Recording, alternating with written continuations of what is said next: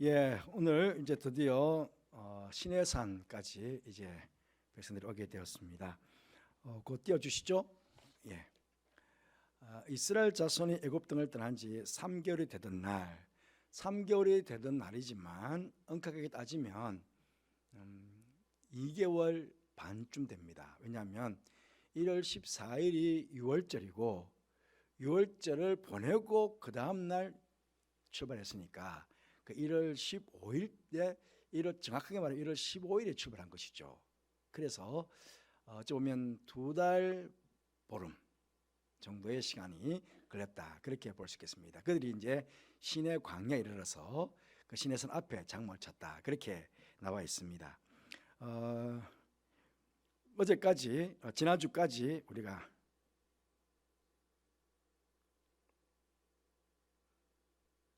계속 봤던 게 마라를 지나서 에림을 지나서 신 광야를 지나서 르비딤을 지나서 이제는 시내산까지 오게 되었습니다. 지난주 우리 르비딤 그 시내산 초입이다, 그렇게 말씀을 드렸습니다. 중요한 사건 두 가지였죠. 하나는 반석을 깨뜨려서 물이 나오는 사건, 예수님의 순환, 그를 통해서 주시는 성령에 대한 말씀을 드렸고, 또 아말렉과 싸우는데 애굽에 있었을 때에는 만나지 않아도 될 민족이었다. 우리가 예수 믿기 전에는 만나지 않아도 될 민족인데 예수님을 믿자 우리에게 공격해오는 대적, 악한 영일 수도 있고 악한 마귀일 수도 있고 우리의 타락한 본성일 수도 있고 세상의 타락한 문화일 수도 있고, 어쨌든 모든 것들이 다 우리의 신앙을 넘어뜨리려고 하는 그런 것들이 아말렉인데, 그 아말렉과의 전쟁에서는 승리의 비결은 기도다. 중보, 또 나 스스로도 기도하는 거지만 그러나 중보 기도가 큰 역할을 하게 된다 말씀을 드렸고요. 그 내 힘으로 이기는 게 아니라 여호와께서 대대로 싸우시겠다, 그렇게 말씀을 드렸습니다. 그래서 이것은 쓴뿌리가 계속해서 올라온다, 끊임없이 올라오기 때문에 철저하게 이거는 물리쳐야 된다, 그 말씀을 드렸습니다. 그리고 오늘 이제 시내산에서 오게 되는데 지난주도 봤지만 이 부분이 좀 색깔들이 다른 데에 비해서는 좀 더 검죠. 검다는 것은 여기 있는 산들이 높다, 바위산들이 높다는 것이고요. 또 바위산들 대부분이 철분을 많이 머금고 있다. 그래서 산화가 돼가지고, 철이 산화가 돼가지고 이렇게 산들이 검게 보인다, 이렇게 볼 수 있겠습니다. 시내산의 높이는 2285m. 근데 백두산 높이가 2743입니다. 아마 여러분 중에서는 백두산 정상 그 백록담 보시고 오신 분들이 계실 텐데요. 어쨌든 백두산 높이가 훨씬 높습니다만은 한라산보다는 낮다. 저는 한라산은 정상까지 가봤는데 백두산은 못 가봤습니다. 어쨌든 한라산보다는 높고 백두산보다는 낮다. 그런데 백두산도 중간쯤부터 올라가고 한라산도 중간쯤부터 올라가잖아요. 그러니까 시내산도 밑에서부터 올라가는 게 아니고 우리가 걸어갈 때는 중간쯤부터 올라갑니다. 그런데 제가 그번 말씀드렸지만 1월 15일 날 출애굽을 해서 3월 1일 날 시내산에 도착했다.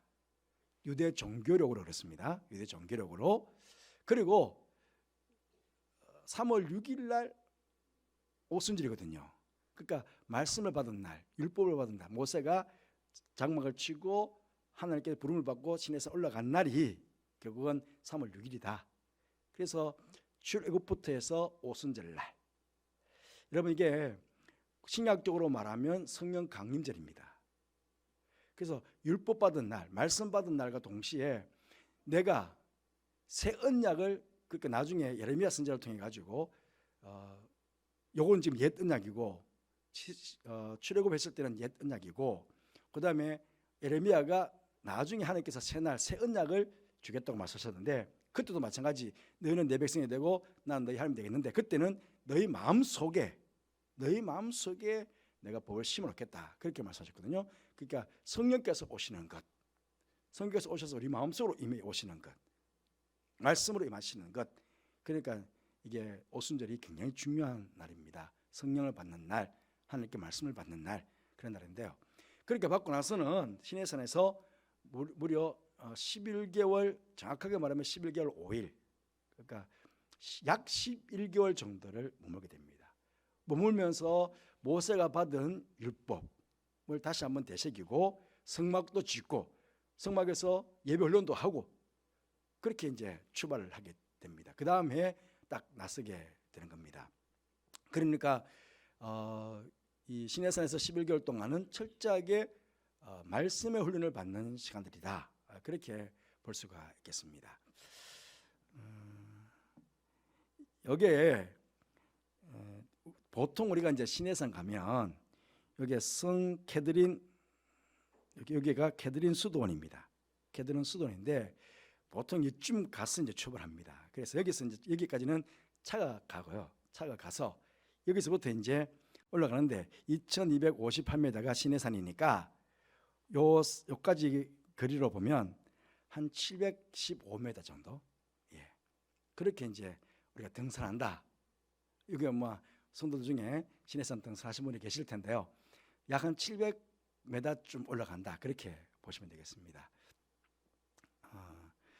그 캐드린 수도원에 가면 지금은 막 급해서 못 들어가기도, 이번에도 못 들어가 봤습니다. 못 들어가 봤는데 제가 아주 오래전에, 그러니까 2008년에 갔을 때 찍은 사진입니다. 사진인데 여기에 떨기나무입니다.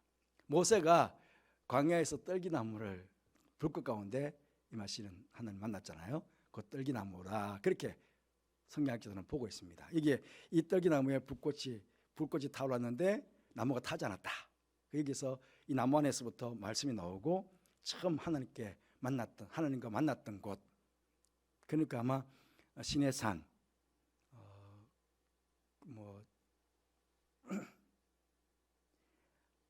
갑자기 제가 생각이 안 나는데요. 시내산 말고 또 하나 무슨 산입니까? 호렙산. 예, 죄송합니다. 갑자기 호렙산 생각 안 나. 호렙산에서 성경적으로 보면 호렙산 떨기나무에서 만났거든요. 그런데 시내산과 호렙산이 같은 의미니까 그래서 시내산 바로 밑에서 아마 모세가 하나님 만나지 않았을까 그렇게 추측해 볼 수 있습니다. 제가 이번에 시내산 정상에 올라가서요 동영상 하나 찍었습니다. 동영상을 찍었는데 막 일출이 되고 나서부터 지금 여기 건물 하나 보이죠? 이 건물이 최고 정상에 있는 모세 기념교회입니다. 근데 뭐 사람들이 많이 올라와 있다 보니까 저는 사람 없이 한번 찍어보려고 했는데 그게 안 되더라고요. 그래서 중간에 사람은 나오는데 그 전체 이렇게 삥 둘러서 한번 제가 찍어봤습니다. 한번 짧게 보시면 첩첩산중이죠. 이게 전체가 돌산입니다. 갑자기 사람이 나오죠. 우리가 함께 가셨던 목사님 부부입니다. 예, 돌아서 전체가 바위산들로만 이루어져 그렇게 모세 기념교회까지 이렇게까지 산입니다. 그런데 그 산에서 보면 일출이 정말 멋지집니다. 이거는 이번에 찍지는 못했고요. 그 옛날 가서 찍었을 때 일출입니다. 장관이더라고요. 정말 모세 올라갔을 때 불꽃 가운데 임하시는 하나님을 배웠다 했을 때 저런 광경이 났을까. 정말 일출 멋지고 장관입니다. 한번 여러분하고 성지순례 가서 한번 시내산 꼭 한번 등반하고 싶은데요. 등반하는 건 힘들지만 가서 보면 너무나 멋진 광경을. 그러니까 새벽에 2시쯤 올라갑니다. 새벽 2시쯤 올라가서 3시간 이상 올라가야 정상에 가서 올 수 있습니다. 그 정상에서 이제 이게 이제 여러분 볼 때 밝은 쪽은 이제 마지막은 이제 굉장히 가파릅니다. 가파르게 올라가는 길인데 이건 내려올 때 제가 찍었습니다. 내려올 때 뒤로 보면서 이렇게 가파른 곳으로 이렇게 마지막에는 올라가고요. 정상쯤 올라가서 요것은 죄송합니다. 예.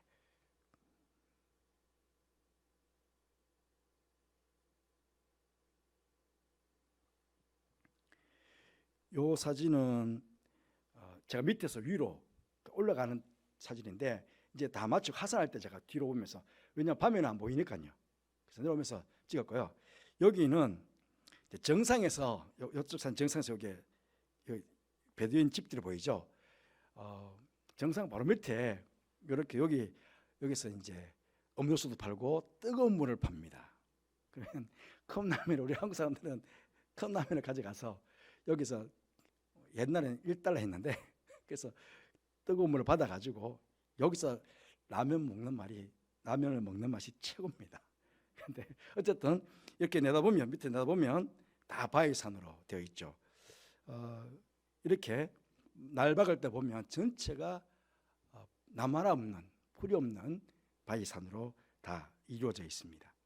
그러니까 완전히 바위산으로만 다 이루어져 있다고 보면 되겠죠. 거기까지 당나귀가 올라옵니다. 그래서 예수님께서 당나귀를 타셨다. 물론 나귀를 타셨다고 그러지만 새끼 나귀를 타셨다고 그러지만 그 옛날에 어찌 보면 그 예루살렘도 산악지대니까요. 말들은 솔로몬이 왜 하나님 앞에서 불순종한 모습들이 있느냐면요. 산악지대는 말이 달릴 수가 없습니다. 그런데 솔로몬이 말 마구간을 만들어 놓은 거예요. 말을 또 양육한 거야. 하나님께서 기뻐하지 않은 거예요. 다윗 왕은 말을 딱 그 전쟁에서 말을 획득했을 때 말 뒷 힘줄을 다 끊었습니다. 왜? 당장 거기 산악 쪽에서는 말이 필요 없는 지대니까요. 그런데 나귀는 이 특화돼 언덕을 올라가고 산을 올라가는데 특화되어 있는 동물입니다. 그러니까 그 가파른 길을 나귀들은 짐을 싣고 올라가는 거예요. 그래서 예루살렘에는 말이 아니라 당나귀가 가장 유용한 동물이었다. 그렇게 볼 수 있습니다. 그 산 정상까지 나귀는 올라옵니다. 이제 내려올 때, 올라갈 때는 깜깜하니까 안 보이는데 내려올 때 보면 이렇게 큰 길을 나무 그늘 하나 없이 이 길을 쭉 뛰어서 밤에는 그냥 앞만 보고 올라가죠. 올라가는데 막상 올라와서 딱 보면 밑으로 내다보면 저 끝에까지 이렇게 사람들이 올라가고 내려가는 길들이 보이게 됩니다. 지금은 사람들이 워낙 많아가지고 길이 잘 닦여 있습니다. 이렇게 낙타 타고 오시는 분들도 있고 베두인이죠. 사람들 우리가 걸어가기도 하고 요 길들 다 그렇게 다니고 있습니다. 마지막 캐드린 수도 넣으면 이렇게 여기는 낙타들 구유가 있죠. 여기서부터 이제 출발해서 정상까지 등산을 하게 됩니다. 밤에 가야 됩니다. 먼지가 팍팍 일어나도 잘 모릅니다. 왜냐하면 낙타 똥이 다 있거든요. 근데 그거 밟고 가도 모릅니다. 어쨌든 여기까지. 자, 그렇게 해서 정상 갔을 때 하나님께서 성막에 대해서 25장부터 거의 마지막까지 성막 짓는 것을 하려 합니다. 우리가 성막을 미리서 공부했죠. 했는데 성막은 문이 하나입니다. 요거는 구원. 내가 그 문이다. 구원의 문이다. 그리고 이 옆에 울타리. 옆에 울타리는 여기까지 성, 거룩한 곳, 세상과 거룩한 곳을 구별하고 또 하나님께서는 내 백성과 내 백성 아닌 자들과 구분하는 그런 역할들을 성전 울타리가 한다. 그렇게 말씀을 드렸습니다. 그리고 요 번제단. 번제 들어가자마자 예수 그리스도 문을 통해서 들어가면 제일 처음 나오는 게 번제단입니다. 번제단은 예수 그리스도의 대속. 분명히 예수 그리스도의 대속함 받은데도 불구하고 여기는 다 땅이잖아요. 그러니까 분명히 가장 거룩한 제사를 드렸어요. 가장 거룩한 제사를 드렸는데 제사들 보면 뭐가 있습니까? 더럽게 불을 피웠으니까 금정도 묻어 있죠. 발에 흙도 묻어 있죠. 다 묻어 있는 거죠. 우리가 가장 거룩한 곳에서 예배를 드리면서도 우리는 죄를 지을 수 있는 연약함이 있습니다. 그러니까 뭐가 필요하냐? 요 뒤에 물두멍입니다. 물두멍이 필요합니다. 물두멍을 통해 가지고 계속해서 우리는 자범죄를 씻어야 됩니다. 이 물두멍 역할은 말씀이 하죠. 말씀이 우리를 거룩하게 합니다.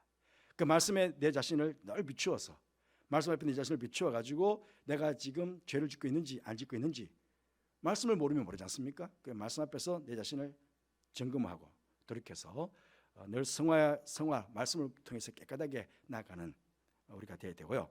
이제 여기 성소 지붕 성서 지붕 있죠. 성서 지붕 4겹으로 되어 있습니다. 해달 가죽.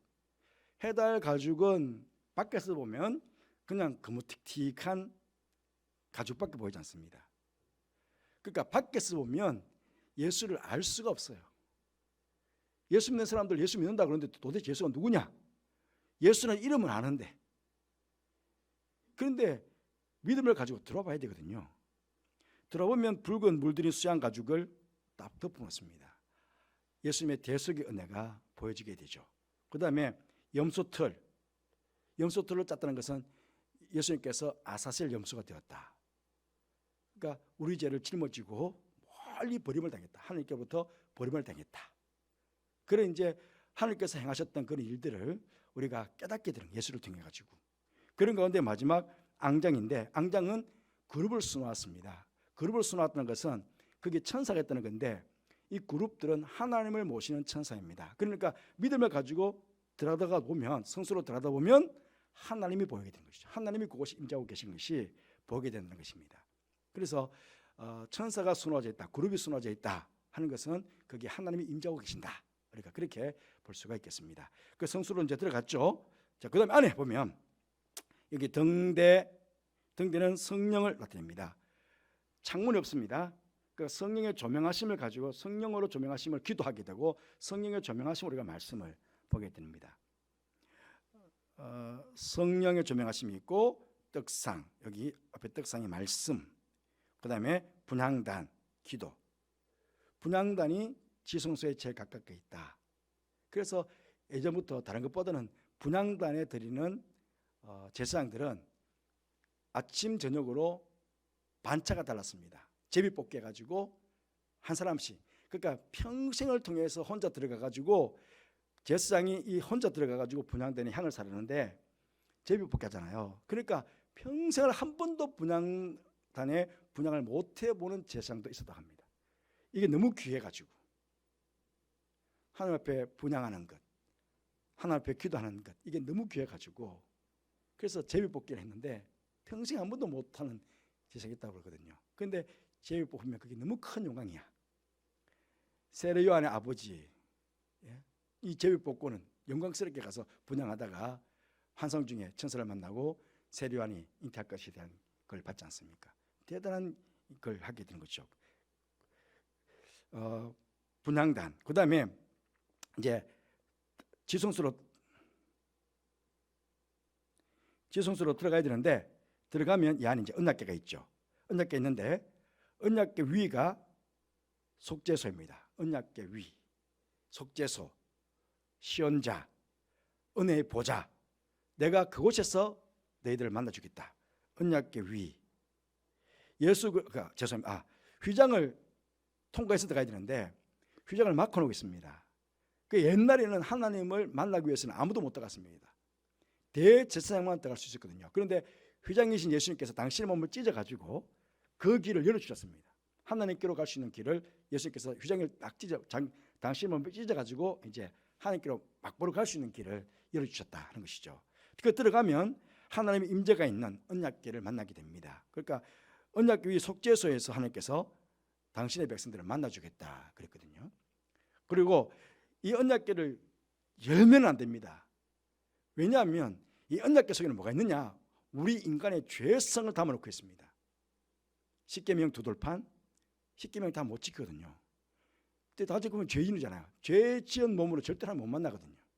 그 죄를 가려놔야 돼. 아론의 상당 지팡이 하나님의 권위에 대해서 도전했잖아요. 그러니까 상당 지팡이 했다는 것은 우리 인간들은 늘 하나님의 권위에 도전합니다.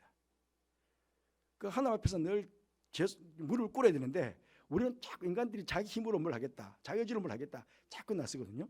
그렇게 이거는 가려져 있어야 됩니다. 그리고 만나를 담은 항아리 잘 아시죠? 만나 먹으면서 죄짓고 만나 먹으면서 불평하고 원망하는 것. 처음에는 꿀 섞은 과자처럼 맛있다고 그러다가 그 다음에 기름 섞은 과자가 되고 나중에는 이 박한 식물을 내가 싫어한다고 오히려 하나님의 은혜를 망각하고 막 싫어한다고 그렇게 했을 때 난리 났었죠. 그러니까 이게 두 돌판 아론의 상당 지팡이 항아리는 우리 인간의 죄성 나타나기 때문에 그건 절대로 열면 안 된다. 딱 덮어놨던 거예요. 딱 덮어놨는데 왜 덮어놨는데 이 위에 뭐가 발려가 있습니까? 동물의 피가 발라져 있어요. 동물의 피가. 그래서 하나님께서 내려오시면 인간의 죄를 보는 건 아니고 언약 위에 덮여있는 동물의 피, 인간들의 죄를 대속해서 죽은 그 피를 보시고 하나님께서 인간들을 만나주시거든요. 그게 피가 무슨 피입니까? 예수님의 보혈. 우리가 이 시간 주를 만나는 것도 예수님의 보혈을 다 듣고 있기 때문에, 우리가 죄인이지만 하나님 만나는 것도 다 예수님의 보혈로 우리를 다 듣고 있기 때문에 하나님께서 우리를 보실 때는 우리의 죄를 보는 게 아니라 예수님의 보혈을 보시기 때문에 우리를 만나주신다 하는 것이죠. 자, 그러면 가운데 이제 성막을 딱 주셨어요. 성막을 주시고 이 성막을 중심해가지고 이 광야를 살아가는 우리들이 이 성막을 중심해가지고 살아가야 된다는 거죠. 하나님 중심, 하나님을 만나야 되고 늘 말씀과 기도를 통해서 우리가 주님 만나고 광야 같은 인생길을 살아가야 된다 하는 것들을 보여주는데, 그 가운데서 특별히 이제 제사, 번제, 소제, 화목제, 속제제, 속건제, 여기 세 가지는 자원할 사람 자원해서, 하지만 두 가지는 의무입니다. 의무인데 번제는 모든 재물을 다 태워서 바칩니다. 하나도 남김없이 피는 쏟고 나머지 모든 것들은 머리부터 발끝까지 싹 다 태워서 하나님께 드리는 게 번제입니다. 그러니까 이는 우리의 전적인 헌신, 온전한 헌신을 의미합니다. 소제는 피가 없는 제사입니다. 곡물로 드리는 제사입니다. 그러니까 감사, 우리가 하나님께 감사를 드릴 때, 또 순수한 마음으로 하나님께 우리가 순종할 때 완전히 곡물을 갑니다. 싹 갑니다. 헌신도 같은 의미지만 우리 몸을 전체를 다 드리는 거니까요. 곡물도 형체 없이 싹 갑니다. 그 나는 없고 내 생각, 내 경험, 내 판단은 없고 오직 하나님의 말씀에 순종하겠다. 전적으로 내가 하나님 앞에 충성하는 것밖에 없다. 그래서 소제는 갑니다. 완전히 갈아가지고 형체를 다 얻게 해서 바치는 게 소제이고, 화목제는 그야말로 하나님과 화목하기 위해서 드리는 감사와 화목제이고, 속제제는 우리가 하고 있는 모든 죄, 해야 될 것을 하지 않았을 때, 하지 말아야 될 것을 했을 때, 그 전체 다 죄입니다. 그리고 배상할 수 없는 죄들, 밑에 속건죄하고, 속건죄도 같은 죄인데도 밑에 죄는 뭔가 보상할 수 있어요. 예를 들어서 제가 형제에게 내가 욕을 했다, 그죠? 형제에게 내가 아주 나가 이렇게 욕을 했다, 괜찮습니다. 욕을 했으면 그 욕은 제가 물건으로 어떻게 상대방에게 피해를 준 게 없잖아요. 이것들은 다 속죄죄에 해당이 됩니다. 그리고 속건죄는 두 개 다 같은 의미가 비슷한데도 속건죄는 어떤 의미냐면 보상할 수 있는 죄를 범했다는 거죠. 이걸 내가 확 깨뜨렸다든지, 눈에 보이는 이웃의 것을 도둑질했다든지, 그 눈에 보이는 것들이거든요. 그러니까 눈에 보이고 내가 보상할 수 있는 물건에 대해서 내가 죄를 지었을 때, 성물에 대해서 죄를 지었을 때, 그때 제사를 드리는 게 속건죄입니다. 그래서 같은 속죄이지만 그런 차이가 있다. 그 속죄죄는 모든 죄를 다 통과하죠. 하지만 속건죄는 그 중에서도 물건으로 보상할 수 있는 것, 이웃과의 관계 속에서 지은 죄, 이런 죄들을 우리가 속건죄다, 그렇게 말씀드릴 수 있겠습니다. 그렇게 5가지 제사를 드리고, 또 제물은요, 소, 양, 염소, 비둘기, 곡식이 다 제물인데 꼭 뭐가 들어가냐? 피가 들어갑니다. 번제 때는 모든 걸 다 드리지만 나머지 제사 때는요, 고기들은 남겼다가 먹습니다. 제사 음식은 그 자리에서 제사장께 드리기도 하고, 그 다음에 백성들이 같이 그 음식을 나눠 먹습니다. 번제만 다 드리지. 하지만 다 드리는 그 가운데서도 고기를 남기지만 그 중에서도 철저하게 하느님께서 내 것이라고 받은 게 있습니다. 그게 뭐냐면 기름입니다. 기름. 그러니까 지방. 피는 생명과 관계되기 때문에 철저하게 피체 절대로 먹으면 안 된다고 옆에서 말했지 않습니까? 피는 생명과 같다. 그래서 피는 다 쏟아서 드리고, 그 다음에 또 하나는 기름. 기름은 기름을 태워서 빛도 내지만 우리가 에너지를 얻는 게 기름이거든요. 그래서 힘을 상징하기 때문에 하나님께서 가장 귀한 것이라고 해가지고 이것은 다 하나님께로 바칩니다. 그리고 5장 6부 중에서 콩팥은 유일하게 다른 장기보다는 콩팥은 다 하나님께 바쳐야 됐습니다. 왜냐하면 그때 그 당시에 여러분 콩팥 아기가 생성되면서 저는 의학적으로 잘 모르지만 아기가 생성될 때 거의 심장과 같이 거의 같은 그 시기에 만들어지는 게 콩팥이라고 합니다. 그런데 콩팥이 또 갓난 아기 모양처럼 이렇게 생겼잖아요. 그런데다가 이스라엘 백성들은 이 콩팥의 내장의 중심, 그리고 우리가 보통 우리 마음을 했을 때 콩팥 안에 마음이 있다고 생각한 거예요. 그래서 우리가 하나님께 마음을 드려야 되는데, 그러니까 콩팥은 철저하게 제물로 하나님께 다 드려야 됐습니다. 그게 성경에 계속 나옵니다, 보면. 그래서 피, 기름, 콩팥은 다른 화목 제물이나 속죄 제물이나 속건 제물, 고기들은 먹지만 이것들은 철저하게 모두가 하나님께 제물로 바쳤다 하는 것입니다. 그 다음에 제사 방법은 화제, 모든 제사가 그게 화제죠. 다 불태워서 아름다운 향기로 드리게 되는 게 화제이고, 요제는요, 이제 화목 제물, 뭐 동물들의 앞가슴, 가슴살, 이런 살, 즉 곡식단, 즉 이삭으로 만든 떡, 이런 것들을 하나님께 바치게 되는데, 요제는 딱 들어가지고 앞뒤로 이렇게 흔드는 게 요제입니다. 앞뒤로. 그제는 화목 제물인데 뒷다리, 이건 제사장에 주는 겁니다. 뒷다리 11조, 첫 곡식 가루, 뭐 전쟁터에서 가져온 전리품, 포도주, 또 기름, 이런 것들은 하나님께 바칠 때 그제는요 앞뒤잖아요. 이거는 아래 위로 이게 끄면 됩니다. 요제는 들어서 앞뒤로 이렇게 흔드는 게 요제이고, 그제는 아래 위로 이렇게 흔드는 게 요제예요. 전제는 붓는 거, 포도주, 독주 하나님 앞에서 부어서 바치는 제사. 이렇게 제사의 방법은 화제, 요제, 거제, 전제. 이해됩니까? 제물은 다 바치지만 특별하게 피, 기름, 콩팥은 무조건 하나님께 바쳤다 하는 것이죠. 제사의 방법은, 제사의 종류는 번제, 소제, 화목제, 속죄제, 속건제. 여기 레위기에, 출애굽기 레위기가 다 그렇게 나옵니다. 제사 드리는 날, 안식일, 유월절. 유월절은 하루입니다. 1월 14일. 그 다음에 1월 14일 유월절을 지나고 한 주간 동안을 무교절이라고 합니다. 우리는 보통 이제 유월절과 무교절을 같이 사용합니다. 유월절과 어떨 때는 유월절이라고 하고 유월절이라기도 하고 어떨 때는 무교절이라고 하는데, 딱 구분하기로는 유월절은 하루입니다. 1월 14일 하루. 그 다음에 무교절은 그때부터 한 주간을 무교절이라고 합니다. 그리고 무교절이 지나면 초실절. 그런데 죄송합니다. 무교절이 지나서 초실절 아니고 초실절 앞으로 가야 됩니다. 6월절 그 다음 날이 초실절이고 그 다음 한 주간이 무교절입니다. 그러니까 무교절 안에 초실절이 있습니다. 6월절 지나고요. 6월절 지나고 안식 후 첫날. 그러니까 안식 후 6월절 지나고 안식 후 첫날 예수께서 부활하셨거든요. 그 초실절 날. 그 부활절이 언제냐? 초실절 날 예수께서 부활하셨습니다. 그래서 6월절 지난 안식 후 첫날. 그게 초실절이고 한 주간 동안 무교절을 지키고, 그 다음에 6월절부터 해서요. 6월절부터 해가지고 매 하루하루 이게 날짜를 셈을 합니다. 49일 동안.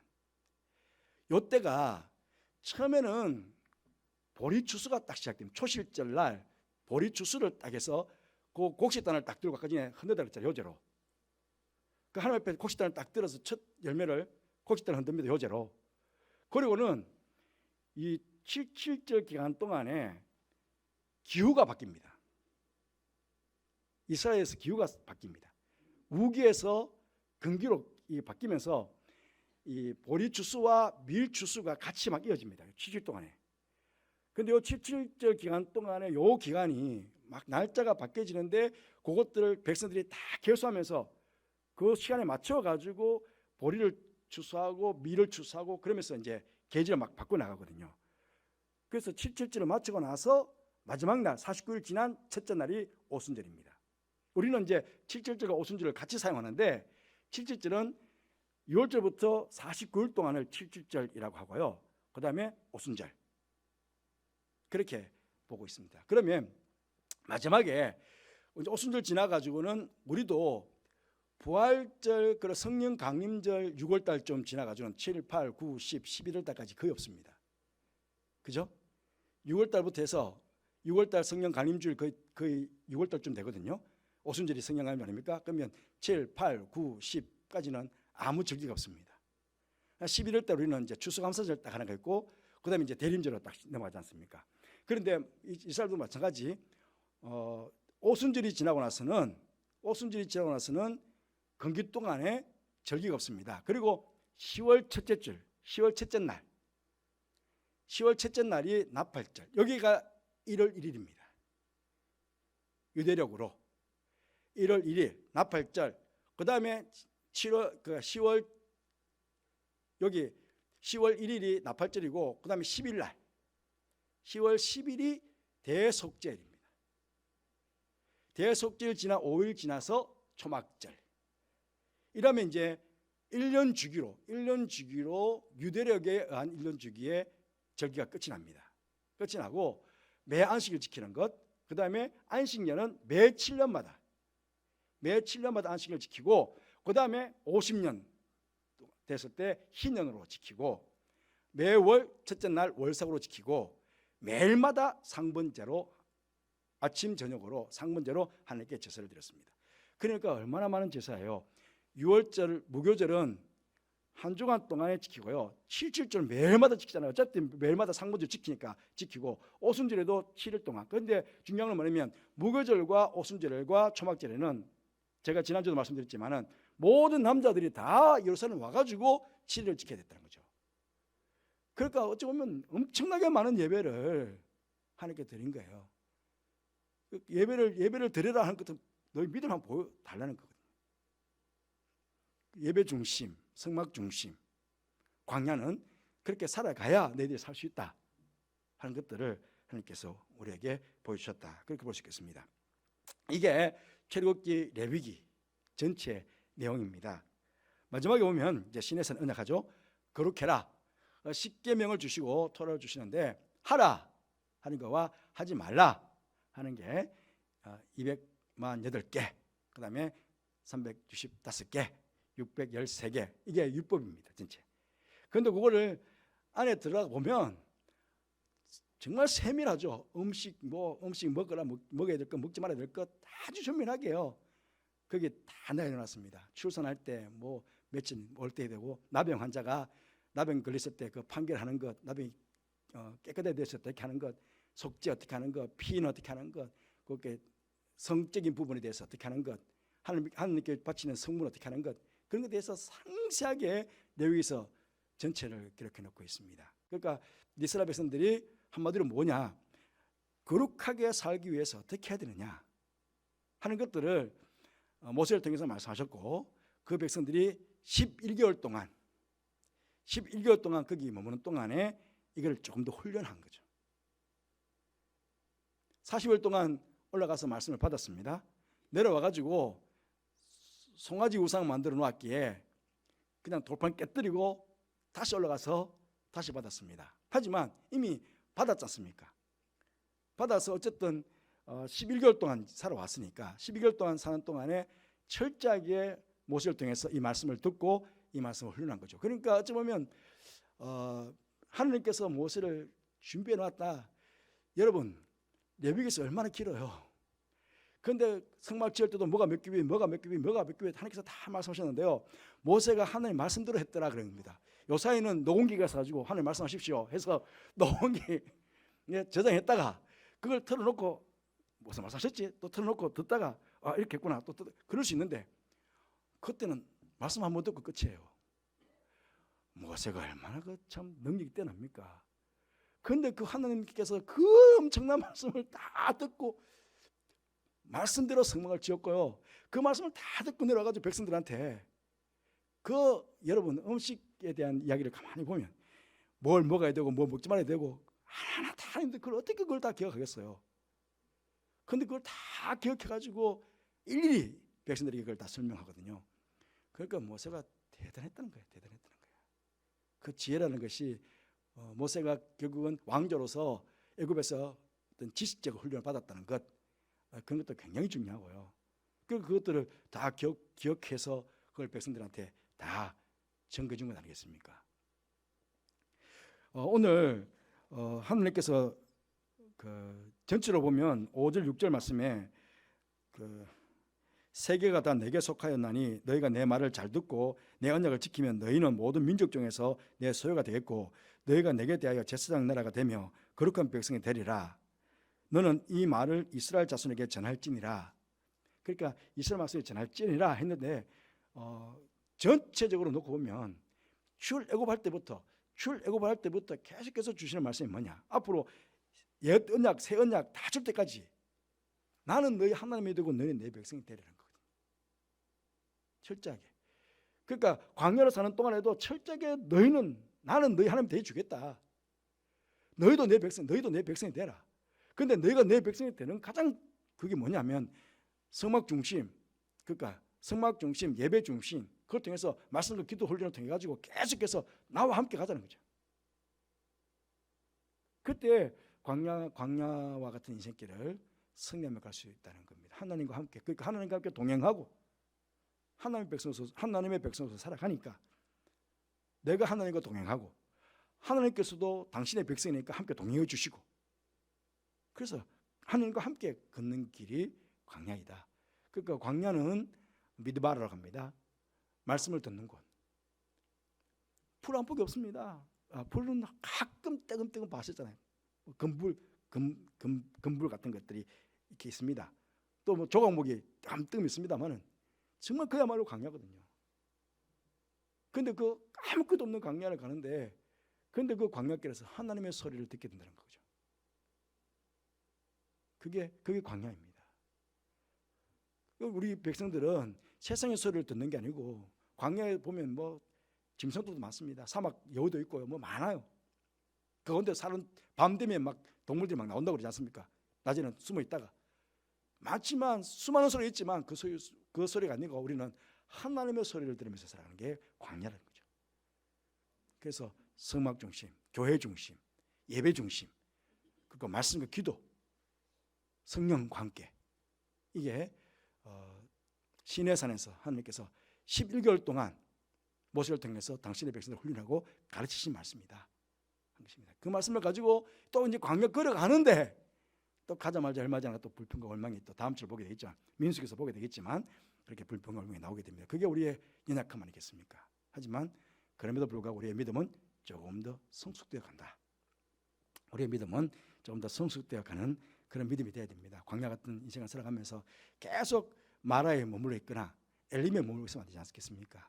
신광야에 그냥 머물러 있으면 안 되지 않겠습니까? 어쨌든 시내산을 통과하고 계속 통과해서 모압을 통과하고 마지막에는 가나안까지 가는 그 신앙의 여정 가운데 우리의 믿음을 하나님께 잘 보여드려서 그래 너 내 백성 맞아 그렇게 인정받는 여러분의 신앙의 삶이 되시길 바랍니다. 기도하겠습니다. 예, 하나님 아버지 감사합니다. 시내산에서 성막을 만들게 하셨고 또 제사의 방법들, 또 살아가야 될 어떤 삶의 지표들, 또 율법까지 다 주셨는데 하나님, 우리가 인생을 살아가면서 성막을 중심해서 교회를 중심해서 또 예배를 중심해서 늘 말씀과 기도 생활을 통해서 주님 주시는 말씀을 직행하면서 주님과 함께 동행하는 삶이 가장 복된 삶이요 광야길을 가장 지혜롭게 살아가는 삶임을 저희들이 믿습니다. 우리 모두가 그렇게 살아가는 저희들, 그렇게 하나님 경험을 들으며 살아가는 복된 성도들, 광야 같은 인생을 살아가지만 늘 하나님의 음성을 들으면서 하나님과 함께 동행하며 그렇게 보람되게 정말 가치 있게 인생을 살아가는 우리 모두가 되게 하여 주옵소서. 저들과 함께 하실게 감사를 드리며 예수님 이름으로 기도드리옵나이다. 아멘.